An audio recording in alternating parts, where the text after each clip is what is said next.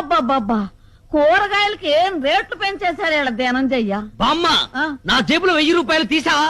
తీశాను రా కూరగాయలు కొందామని. సరే మిగతా డబ్బిటివు. ఇంకా ఏం డబ్బులు రా, కూరగాయలు కొన్నాక అన్ని అయిపోయినాయి. ఈ కాశీలు కూరగాయలు 1000 రూపాయల? అవునరా. నేను నమ్మను, లెక్క చెప్పు. కూర్చో. కూర్చో, చెప్పు, లెక్క చెప్పవే. వంకాయలు కేజీ 25 కేజీలు తీసుకున్నా. 100.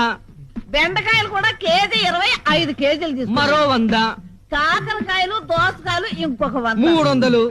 ఇక పోతే బీరకాయ 70 రూపాయలు. ఏంటి, బీరకాయలు కేజీ 70 రూపాయల?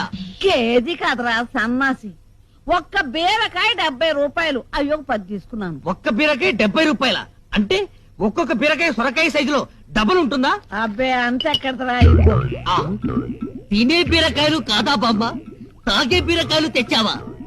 అవునరా, మొదట్లో 2 తాగితే శక్తిగా ఉండి నిద్ర వచ్చేది. ఇప్పుడు 5 అన్నా తాగింది అసలు అంటలేదురా.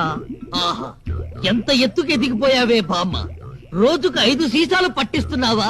కాంతమ్మ మన నువ్వు ఇచ్చిన బీరుటానికి బాగా పనిచేసింది. ఎక్కడ లేని శక్తి వచ్చిందో చెంబుడిస్తావేంటి? ఎప్పుడేం కర్మ, ఒక కాయ తీసుకెళ్ళి. ఆ, సీసాలు నువ్వు పట్టించడమే కాకుండా ఇలా దానాలు కూడా చేస్తున్నావా బామ్మ? అవునరా, 1,00,000 భక్తుల నోవులాగా 1,00,000 బీరకాయలు ముత్తైదువులకు ఇస్తానని మొక్కుకున్నాను. 1,00,000 బీరకాయల?